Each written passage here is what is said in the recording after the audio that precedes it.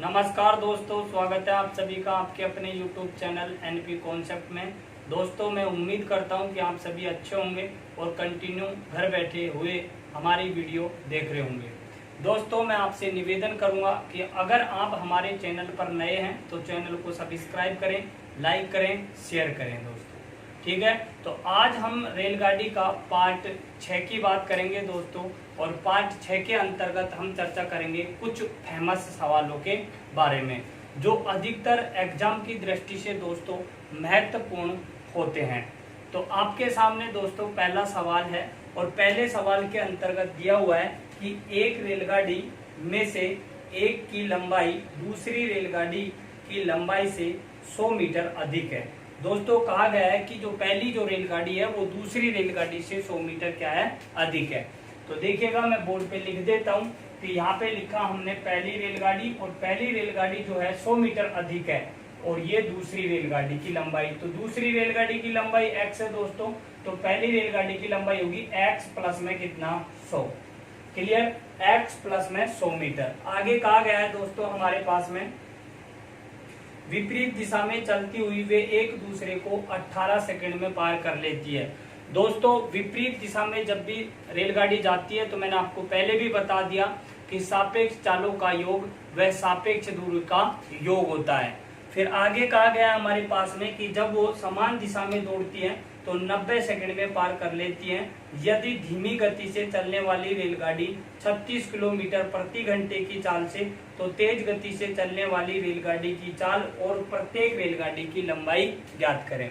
तो दोस्तों, यहाँ पे 3 सवाल पूछे गए हैं, पहली रेलगाड़ी की चाल और फिर प्रत्येक रेलगाड़ी की लंबाई।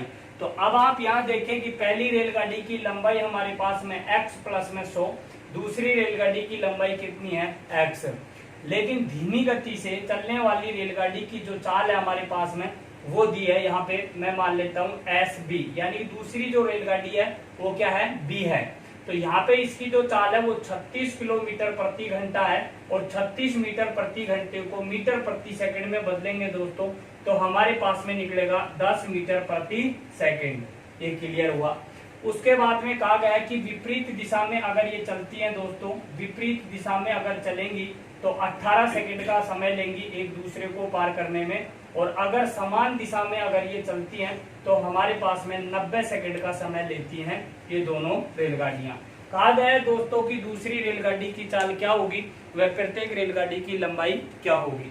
तो आप यहाँ देखेंगे कि मैंने क्या कहा था आपसे कि जब विपरीत दिशा में चलती है हमारे पास में तो सापेक्ष दूरी का योग वह सापेक्ष चालों का क्या होता है दोस्तों, योग होता है। तो दूसरी रेलगाड़ी की चाल जो दोस्तों एस ए जो है, यानी कि सापेक्ष जो चाल है दूसरी गाड़ी पहली गाड़ी की, वो हमने ले ली क्या, वाई मान ली। पहली वाली गाड़ी की जो चाल मानी है वो कितनी मानी है, वाई। तो अब आप यहाँ देखें एक बार अच्छे से इस बात को कि हमारे पास में लिखा हुआ है कि मैं यहाँ से देखो सापेक्ष दूरी अगर लिखना चाहूं तो पहली गाड़ी की लंबाई x प्लस में कितना है 100, फिर प्लस में दूसरी गाड़ी की लंबाई x, तो ये क्या होगी, सापेक्ष दूरी बराबर में। तो अब हमारे पास में यानी कि दूसरी गाड़ी की चाल कितनी है, y प्लस में यहाँ से कितना है दोस्तों 10 मीटर प्रति सेकंड और 18 सेकंड में पार कर लेती है। तो यहाँ पे क्या लिख दिया, 18। तो ये तो होगी हमारे पास में विपरीत दिशा में चलते हुए रेलगाड़ी की यहाँ से ये दूरी, यानी कि ये दूरी जो है वो इसके बराबर है। दूसरी कंडीशन पे हमारे पास में दोस्तों कि जब हमारे पास में विपरीत दिशा में रेलगाड़ियां चलती हैं तो ऐसी स्थिति में सापेक्ष दूरी का योग व सापेक्ष चालों का अंतर होता है। तो यहाँ पे क्या होगा हमारे पास में दोस्तों, x प्लस में कितना होगा 100, प्लस में कितना होगा x बराबर में, यानी कि दूसरी पहली गाड़ी की चाल कितनी है, y माइनस 10 और गुणा में कितना होगा दोस्तों 90। तो यानी कि मैं आपसे पहले ही कह सकता था कि अगर इनको मैं दूरी के आधार पर समान करूं तो हमें कोई दिक्कत नहीं आ सकती। तो अब आप यहाँ देख लो कि यहाँ पे हमारे पास में दूरी इसकी भी सेम है और इसकी भी सेम है, तो यानी कि ये दूरी के आधार पर मेरे पास में ये इक्वेशन दोनों क्या होगी, समान। तो मैं लिख सकता हूँ दोस्तों यहाँ पे लिख सकता हूँ y प्लस में कितना 10 और गुणा में कितना 18 सेकंड बराबर में लिख सकता हूँ y माइनस 10 गुणा में कितना दोस्तों 90। 18 1 और 18 कितना हुआ दोस्तों 5, अब इसको मल्टीप्लाई करेंगे तो y प्लस में कितना हुआ 10 बराबर में 5y माइनस में 50। यहां तक कोई दिक्कत होगी नहीं। अब आप यहां देखें कि इसको इधर लेके आएंगे, ऐसी इस कंडीशन को बोलते हैं दोस्तों पक्षांतर करने पे। तो यहां से होगा मेरे पास में माइनस के 4y बराबर में ये इधर जाएगा माइनस का कितना 60y, माइनस से माइनस कटा 4 से ये कटा तो y बराबर में हुआ 15 मीटर प्रति सेकंड। और अगर दोस्तों हम चाल की बात करें किलोमीटर प्रति घंटे में, तो मैंने आपको पिछले वीडियो में भी बता रखा है कि जब किलोमीटर प्रति घंटे को मीटर प्रति सेकंड में गुणा करते हैं बदलते हैं तो 5/18 से, और मीटर प्रति सेकंड को गुणा हम करते हैं किससे 18/5 से, क्योंकि हमें उसे किलोमीटर प्रति घंटे में कन्वर्ट करना होता है। तो यहाँ से या y बराबर 15 मीटर प्रति सेकंड, और या फिर मैं कह सकता हूं कि 54 किलोमीटर प्रति घंटे की रफ्तार से पहली वाली गाड़ी की चाल होगी। यानी कि तेज गति से दौड़ने वाली जो गाड़ी है वो 54 किलोमीटर प्रति घंटे की रफ्तार से दौड़ रही है। तो पहला सवाल का आंसर तो ये हुआ हमारे पास में। अगर दोस्तों दूसरा सवाल हमें कहा जाए कि प्रत्येक रेलगाड़ी की लंबाई क्या होगी, तो आप इक्वेशन चाहिए देखो यहाँ से ये ले सकते हैं, चाहे यहाँ से ये ले सकते हैं। तो यहाँ से मैंने लिया देखो x कितने होंगे हमारे पास में 2x, तो मैंने यहाँ पे लिखा दोस्तों 2x प्लस में कितना हुआ हमारे पास में 100 बराबर में। अब देखो यहाँ से हमारे पास में y का मान कितना है 15 मीटर प्रति सेकंड, 15 में से 10 जाएंगे तो 5 बचेगा, और 5 को अगर मैं 18 से गुणा करूंगा तो दोस्तों कितना बढ़ेगा हमारे पास में 90। तो देखो यहाँ से भाई 15 सॉरी घटना नहीं है जुड़ना है 15 प्लस में, क्योंकि विपरीत दिशा में चल रही है तो कितने होंगे 25। तो यहाँ से हुआ हमारे पास में 25 गुणा में कितना दोस्तों 18। तो 18 पंजो कितने हुए हमारे पास में 90, 9 18 दूनी 36, और हमारे पास में जो 9 होगा दोस्तों वो कितना होगा हमारे पास में हो जाएगा दोस्तों 45। तो 45 हो गए, तो ये यानी कि 450 बराबर में ये कितना हुआ यहाँ पे 100 प्लस में यहाँ से हुआ 2x, ये 100 इधर जाएगा तो 2x बराबर में कितना 350। अगर मैं 2 से काटता हूं दोस्तों तो ये निकलेगा x बराबर में 175 मीटर। x बराबर में 175 मीटर, तो यानी कि मैं कह सकता हूं कि पहली रेलगाड़ी दूसरी रेलगाड़ी की लंबाई x थी, तो दूसरी रेलगाड़ी की लंबाई जो होगी मेरे पास में वो 175 मीटर होगी। और अगर दोस्तों मेरे को ज्ञात करना है कि पहली रेलगाड़ी की लंबाई क्या होगी, तो x का मान 75 है, तो यहाँ पे x की जगह 75 प्लस में 100, तो मैं कह सकता हूँ दोस्तों 275 मीटर लंबी पहली गाड़ी की लंबाई होगी। दोस्तों अच्छा सवाल था, फेमस सवाल था, और ऐसे सवाल आपको एग्जामों में मिलते रहते हैं। तो ठीक है, आपको ये चीज समझ में आई होगी। लेता हूं दोस्तों अगला सवाल।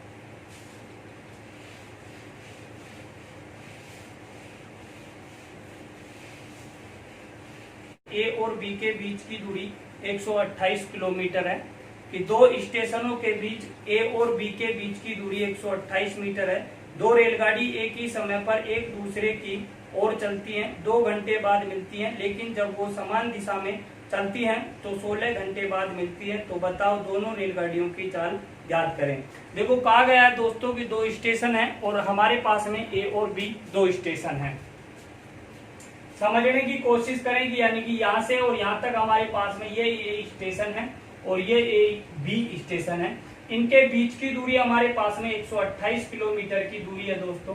और ये कहा गया हमारे पास में कि जब ये हमारे पास में एक दूसरे के दिशा में चलती हैं तो 2 घंटे का समय लेती है। यानी कि एक दूसरे का मतलब हुआ दोस्तों विपरीत दिशा में अगर ये चलती हैं तो 2 घंटे का समय लेती हैं। तो आपको मैंने बताया कि जब हमारे पास में रेलगाड़ियां विपरीत दिशा में चलती हैं तो सापेक्ष चालों का क्या होता है दोस्तों, योग होता है। तो मैंने यहाँ पे लिख दिया हमारे पास में दोस्तों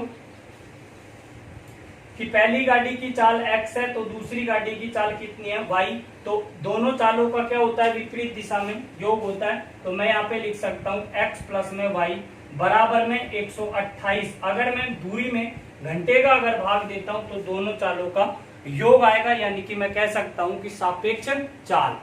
तो उसके बाद में दूसरी कंडीशन पे समान दिशा में चलेंगी तो 16 घंटे का समय लगेगा। तो x माइनस वाई बराबर में 128 बटे में कितना होगा दोस्तों 16। मैं उम्मीद करता हूं कि ये चीज आपको समझ में आ रही होगी, क्योंकि ये चीज मैंने आपको पहले भी बता दी थी। अब देखेंगे यहां से हमारे पास में दोस्तों 2 का अगर भाग देते हैं तो कितना होगा दोस्तों 64, और यहाँ से अगर 16 का भाग देते हैं तो ये कितना होगा दोस्तों 8। तो आप यहाँ देखेंगे कि x प्लस में y जो बराबर है दोस्तों हमारे पास में, वो तो है हमारे पास में 64 किलोमीटर प्रति घंटा, और अगर मैं बात करूं x माइनस वाई बराबर में कितना है 8 किलोमीटर प्रति घंटा। तो ये घंटे का कैसे पता लगा, क्योंकि 128 किलोमीटर में हम 2 घंटे का भाग दे रहे हैं, तो हमारे पास में यूनिट जो रहेगी वो किस में रहेगी, किलोमीटर में, किलोमीटर प्रति घंटे में। अब आप देखें 2 इक्वेशन होगी, या तो आप ऐसे कर सकते हैं दोस्तों कि दोनों के मान को जोड़ के हम 2 का भाग देंगे तो x का मान निकलेगा, और दोनों को घटा के 2 का भाग देंगे तो y का मान निकलेगा। या फिर आप ऐसे कर सकते हैं दोस्तों, ऐसी इक्वेशन जब होती है हमारे पास में, तो ये प्लस है तो यानी कि माइनस, ये माइनस है तो ये प्लस, और ये प्लस है तो ये माइनस। अब आप देखो यहाँ पे हमारे पास में ये माइनस तो ये प्लस, ये कटी गए, तो यानी कि कितना हुआ 2y बराबर में यहाँ से कितना होगा दोस्तों, अगर 64 में से 8 जाएंगे तो कितना बचेगा 56, और 2 का भाग देंगे तो y बराबर में दोस्तों कितना होगा 28 किलोमीटर प्रति घंटे की रफ्तार से। ये चीज आपको समझ में आई होगी। दूसरी कंडीशन, अगर हम x का मान निकालेंगे दोस्तों तो आप 64 में से कितना घटा देंगे 28, तो हमारे पास में जो बचेगा वो कितना बचेगा 36 किलोमीटर प्रति घंटे की रफ्तार से। उम्मीद करता हूं दोस्तों कि आपको ये चीज समझ में आ रही होंगी, और अगर समझ में आपको नहीं आ रही तो आप एक बार दोबारा से फिर से देख सकते हैं। ठीक है, लेता हूं दोस्तों अगला सवाल।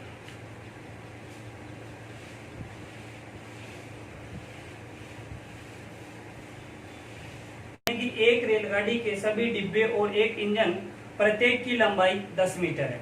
मतलब एक रेलगाड़ी के सभी डिब्बे और एक इंजन की लंबाई जो है हमारे पास में, प्रत्येक की लंबाई 10 मीटर है। तो आप यहाँ देखें कि रेलगाड़ी जो है, रेलगाड़ी पूरी रेलगाड़ी की जो लंबाई है मेरे पास में, यानी कि एक डिब्बा और एक इंजन की जो लंबाई है वो 10 मीटर है, लेकिन मैं उनकी संख्याएं जो मानूंगा वो कितनी मान ली x, यानी कि पूरी रेलगाड़ी के अंतर्गत जो इंजन और डिब्बों की संख्या है वो कितनी है हमारे पास में x है। यानी कि यहाँ पे लिखा दोस्तों मैंने डिब्बे जो है हमारे पास में, यहाँ पे लिखा कुल डिब्बे, यानी कि इसमें ही हमारे पास में इंजन भी है। कुल डिब्बे बराबर में कितना है दोस्तों x, लेकिन कहा गया है कि प्रत्येक जो डिब्बा है मेरे पास में, प्रत्येक डिब्बे की जो लंबाई है दोस्तों वो हमारे पास में कितनी है 10। अगर मैं x को 10 के साथ में मल्टीप्लाई कर दूं तो मैं यहाँ पे लिख सकता हूँ कि 10x बराबर में कुल रेलगाड़ी की लंबाई, कुल रेलगाड़ी की लंबाई क्या होगी दोस्तों, कुल रेलगाड़ी की लंबाई, यानी कि इंजन और डिब्बे को मिलाकर हमारे पास में जो पूरी रेलगाड़ी है वो 10x के लंबाई के बराबर है। अगली कंडीशन पे लिखा हुआ है हमारे पास में कि रेलगाड़ी 54 किलोमीटर प्रति घंटे की रफ्तार से 1000 मीटर लंबे प्लेटफॉर्म को 1/3 मिनट में पार कर जाती है, तो रेलगाड़ी में कितने डिब्बे थे। दोस्तों यहाँ पे हमारे पास में जो चाल दी हुई है हमारे पास में, वो चाल दी है रेलगाड़ी की, जो चाल है रेलगाड़ी की चाल, और जो चाल दी है दोस्तों हमारे पास में वो 54 किलोमीटर प्रति घंटे की रफ्तार से दी है। लेकिन कहा गया है कि एक जो प्लेटफॉर्म है और एक प्लेटफॉर्म की लंबाई 1000 मीटर है, और 1000 मीटर को पार करने में जो समय लगा रही है मेरे पास में वो रेलगाड़ी, वो लगा रही है 1/3 मिनट का समय। दोस्तों 1 मिनट ये है हमारे पास में, और 1/3 मिनट और है, तो 1 मिनट का मतलब हुआ हमारे पास में 60 सेकंड, प्लस में 1/3, 60 का 1/3 निकालते हैं तो कितना निकलेगा 20 सेकंड। 20 और 60 बराबर में कह सकते हैं हम 80 सेकंड। या तो आप कह सकते हैं दोस्तों 80 सेकंड, और या फिर कह सकते हैं आप 1 से 1/3 मिनट, कोई प्रॉब्लम नहीं है। लेकिन दोस्तों मैंने आपसे ये कहा था कि जब हमारे पास में कोई रेलगाड़ी किसी प्लेटफॉर्म या सुरंग या पुलिया या अन्य खड़ी हुई रेलगाड़ी को अगर पार करती है, तो मेरे पास में दोनों के बराबर, यानी कि दोनों की दूरी के बराबर रेलगाड़ी दूरी तय करती है।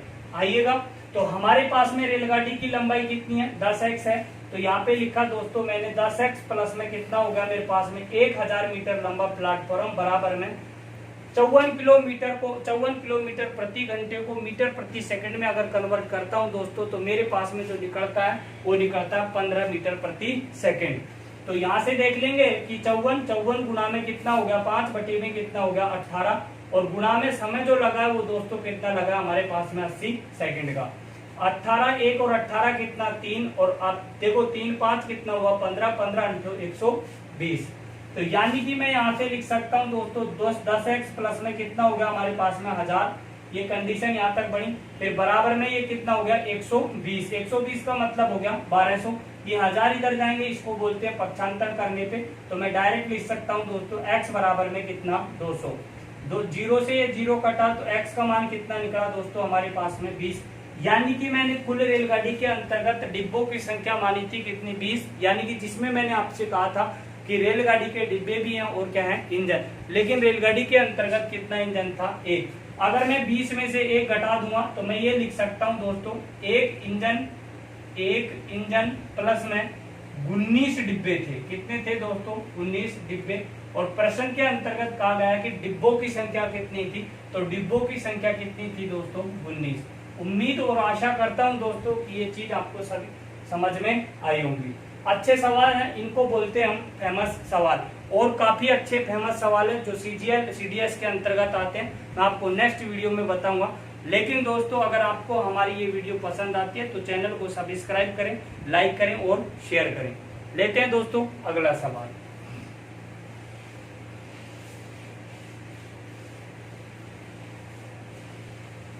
अगले सवाल के अंतर्गत कहा गया दोस्तों हमारे पास में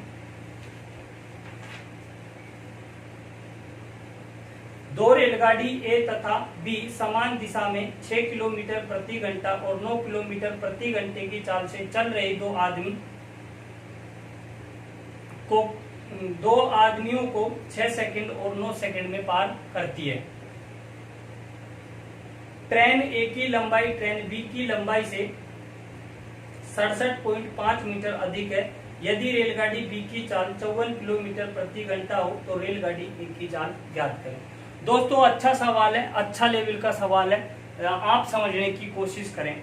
देखो यहाँ पे हमारे पास में दिया हुआ है, हमारे पास में दो रेलगाड़ियां हैं A तथा B समान दिशा में जा रही हैं, लेकिन A और B समान दिशा में चलते हुए दो आदमियों को, एक की चाल 6 किलोमीटर है और दूसरे की चाल कितनी है हमारे पास में 9 किलोमीटर। तो मैंने यहाँ पे एक बार डायग्राम समझने की कोशिश करें थोड़ा सा। ये तो हमारे पास में A रेलगाड़ी है और ये हमारे पास में B रेलगाड़ी है। लेकिन कहा गया है दोस्तों हमारे पास में कि समान दिशा में चलते हुए आदमी, पहला जो आदमी है वो 6 किलोमीटर प्रति घंटे की रफ्तार से चल रहा है दोस्तों, 6 किलोमीटर प्रति घंटे की रफ्तार से। दूसरा आदमी चल रहा है 9 किलोमीटर प्रति घंटे की रफ्तार से। आगे जो कंडीशन दी हुई है दोस्तों हमारे पास में कि 6 सेकंड और 9 सेकंड में पार कर लेती है। ये वाली गाड़ी 6 सेकंड में पार करती है, लेकिन हमारे पास में B जो है वो कितने सेकंड में 9 सेकंड में पार कर लेती है। यहाँ तक कोई दिक्कत है नहीं है। उसके बाद में हमारे पास में आगे लिखा हुआ है कि ट्रेन A की जो लंबाई है वो B की लंबाई से 67.5 मीटर क्या है दोस्तों अधिक है। इस रेलगाड़ी की जो लंबाई है दोस्तों वो मान लेता हूं मैं L है और ये L1 है, तो ये क्या हो जाएगी हमारे पास में L2, दूसरी वाली L2 होगी। अब 67 अधिक है तो यहाँ पे हुआ दोस्तों हमारे पास में ये L1 प्लस में, इससे हमारे पास में 67.5 अधिक है, तो L1 प्लस में कितनी होगी 67.5। यहाँ तक कोई दिक्कत नहीं है। उसके बाद में दोस्तों आगे जो कहा गया है कि रेलगाड़ी B की जो चाल है हमारे पास में वो 54 किलोमीटर क्या है दोस्तों प्रति घंटा है, 54 किलोमीटर प्रति घंटा। तो इस गाड़ी की जो चाल है हमारे पास में, यानी कि B वाली गाड़ी की चाल है हमारे पास में स्पीड B, तो वो कितनी है हमारे पास में 54 किलोमीटर प्रति घंटा। आप ये बात को समझ रहे होंगे। अब आप यहाँ देखें कि जब भी हमारे पास में कोई रेलगाड़ी किसी आदमी को अगर पार करती है तो ऐसी स्थिति में हमारे पास में स्वयं के लंबाई के बराबर दूरी तय करती है, ये आपको पता होना चाहिए। तो यहाँ पे अगर मैं L की बात करूं कि L की लंबाई क्या होगी, तो L1 बराबर में क्या होगा दोस्तों हमारे पास में होगा 54, और 54 में से कितना घटेगा हमारे पास में 9, ये घटा दोस्तों 9। क्यों घटा? क्योंकि हमारे पास में समान दिशा में जब भी कोई साधन चलता है या कोई आदमी चलता है तो ऐसी स्थिति में हमारे पास में सापेक्ष चालों का क्या होता है दोस्तों अंतर। तो यहाँ से क्या होगा दोस्तों हमारे पास में 9 कम हो गए। फिर आगे कंडीशन दी है, देखो इसको हम 5/18 से अगर गुणा करते हैं तो ये किसमें हो जाएगी मीटर प्रति सेकंड में, और गुणा में कितना समय लग रहा था दोस्तों हमारे पास में 9 लग रहा था। ये बात आपको समझ में आ रही होगी। अब आप देखें 9 एकम कितना हो गया 9, और 9 से काटे कितने हो गए दोस्तों हमारे पास में 2 हो गए। क्लियर यहाँ तक? अगर हम 54 में से दोस्तों हमारे पास में 9 जाते हैं तो हमारे पास में कितना बचेगा, 45। तो यहाँ पे हमारे पास में 45 बचा दोस्तों, और 45 जब बचा है हमारे पास में, तो अब आप यहाँ देखेंगे इन दोनों को अगर हम मल्टीप्लाई, देखो 9 से तो कट ही गया 2 बार, यहाँ पे बचा हमारे पास में कितना, 45। 5 5 कितने हो गए दोस्तों, 25, 2 बच गए, 5 चौको 20 और 2 कितना हो गया हमारे पास में 22। 2 का भाग लगेगा तो मैं ये कह सकता हूँ 112 पॉइंट कितना 5, 112.5 पहली गाड़ी की क्या थी, लंबाई। यहाँ तक कोई दिक्कत नहीं है। लेकिन कहा गया कि दूसरी रेलगाड़ी की चाल हमारे पास में क्या होगी, तो दूसरी रेलगाड़ी की चाल हमें क्या करनी है दोस्तों, ज्ञात करनी है। तो दूसरी रेलगाड़ी की चाल हम ज्ञात करेंगे तो यहाँ पे देखेंगे कि हमारे पास में जो कंडीशन है, यहाँ पे कोई दिक्कत नहीं है। 112 पॉइंट कितना हो गया दोस्तों हमारे पास में 5। अब ये हमारे पास में दूसरी रेलगाड़ी है, और दूसरी रेलगाड़ी की चाल ज्ञात करने के लिए समान दिशा में है, तो हमारे पास में समान दिशा में, तो ऐसी कंडीशन पे क्या होता है, सापेक्ष चालों का क्या होता है दोस्तों, अंतर। लिखा हुआ है प्रश्न के अंतर्गत हमारे पास में भी कि समान दूरी समान दिशा में चलते हुए, तो समान दिशा में चलेगी हमारे पास में, तो रेलगाड़ियों की क्या हो जाएगी हमारे पास में, दोनों का योग हो जाएगा। तो मैं यहाँ पे लिख सकता हूँ L1 का मान कितना है, 112 पॉइंट कितना 5 प्लस में कितना हो जाएगा दोस्तों 67.5 बराबर में 180 मीटर लंबी क्या बन जाएगी हमारे पास में रेलगाड़ी। यानी कि दूसरी रेलगाड़ी की जो लंबाई थी हमारे पास में वो कितनी थी दोस्तों 100। यहाँ तक कोई दिक्कत नहीं है। अब अगली कंडीशन पे हमारे पास में चाल ज्ञात करनी है, तो मैंने यहाँ पे ए वाली गाड़ी की चाल ए माइनस कितना हो जाएगा 6 किलोमीटर प्रति घंटा बराबर में 180 मीटर है हमारे पास में, कितना है 180।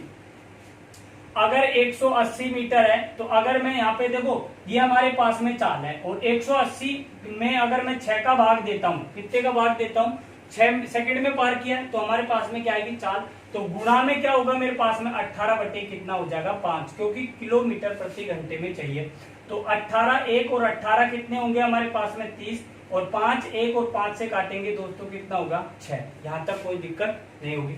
18 गुना अगर 6 करता हूं दोस्तों मैं, तो हमारे पास में जो कंडीशन निकल के आती है वो निकल के आएगी 108, और a माइनस कितना होगा 6 बराबर में कितना 108, और 100 यानी कि 6 इधर आएंगे तो प्लस के हो जाएंगे, तो मैं ये कह सकता हूं a बराबर में निकलेगा 114 किलोमीटर प्रति घंटे की रफ्तार से पहली गाड़ी की क्या थी दोस्तों चाल।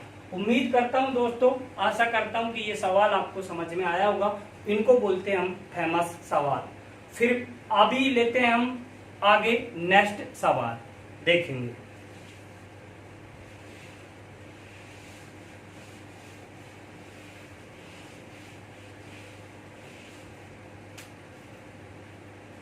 आगे अगले सवाल के अंतर्गत दोस्तों और भी बेहतरीन और अच्छा लेवल का सवाल है।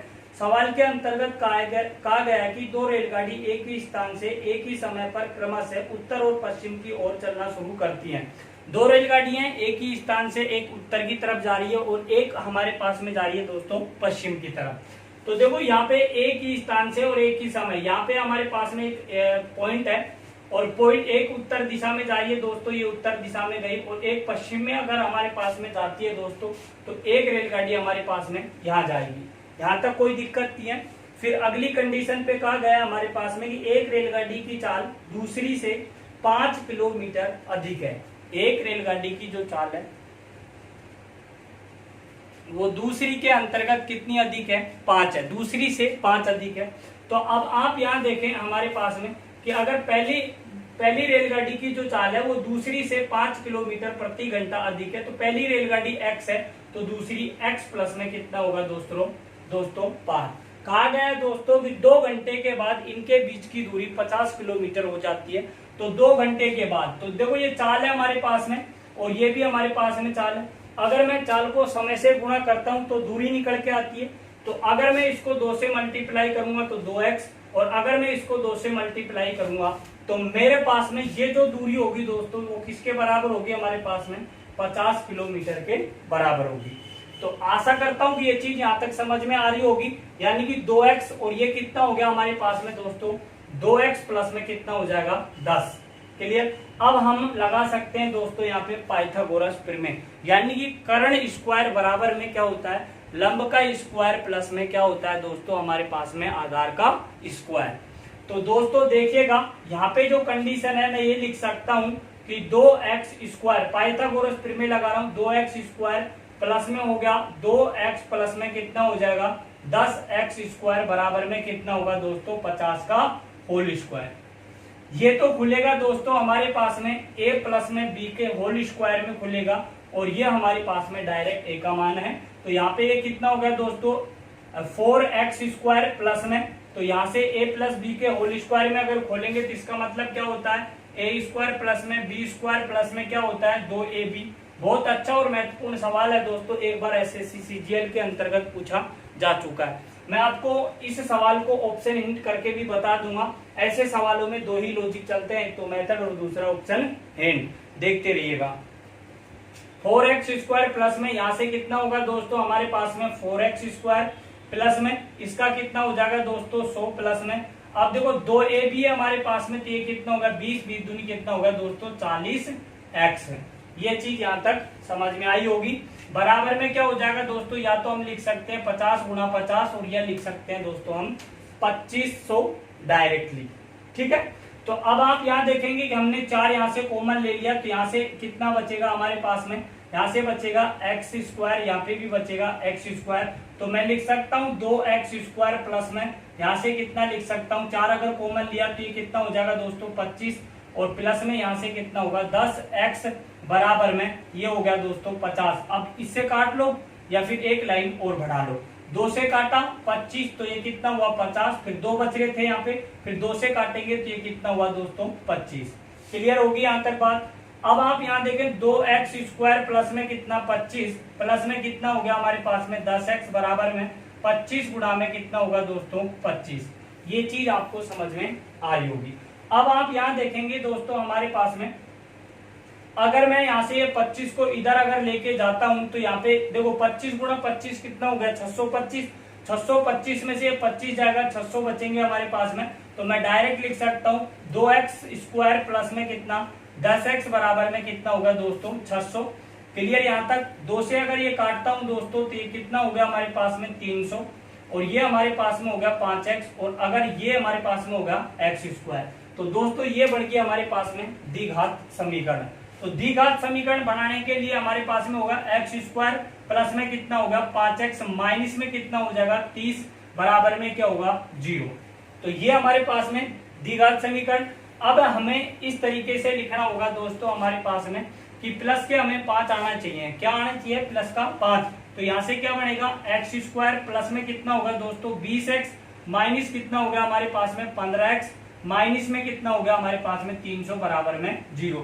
एक तो ये बन गया हमारे पास में, और एक हमारे पास में ये बन गई।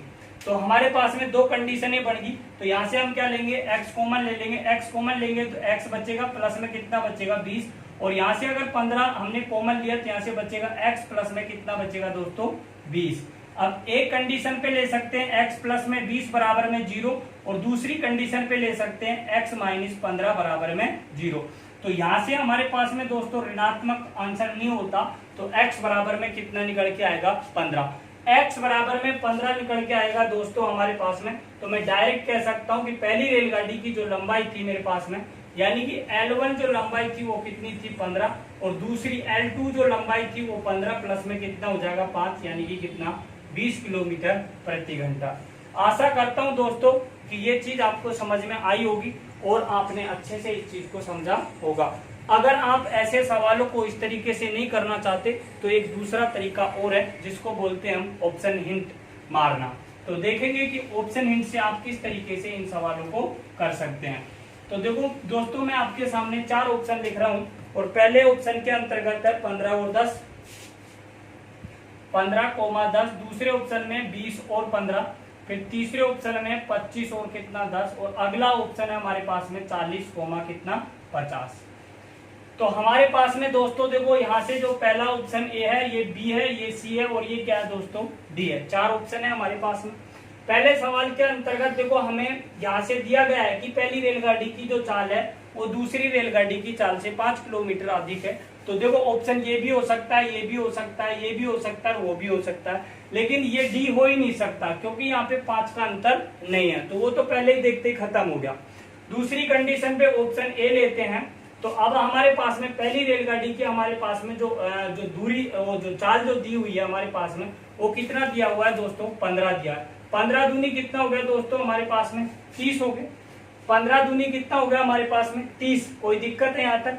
अब 15 दूनी 30 हो गया हमारे पास में, लेकिन 10 अगर हम यहाँ रखते हैं हमारे पास में, तो यहाँ से कितना हो गया हमारे पास में 15 15, यानी कि 30 और 30 को हम 2 से मल्टीप्लाई करते हैं देखो, तो ये कितना हो जाएगा हमारे पास में 60। तो ये इक्वेशन बराबर हो ही नहीं सकती। देखो यहाँ पे अगर हम दोस्तों x का मान 15 लेते हैं हमारे पास में, तो ये 15 दूनी कितना हो गया हमारे पास में, कितना हो गया 30।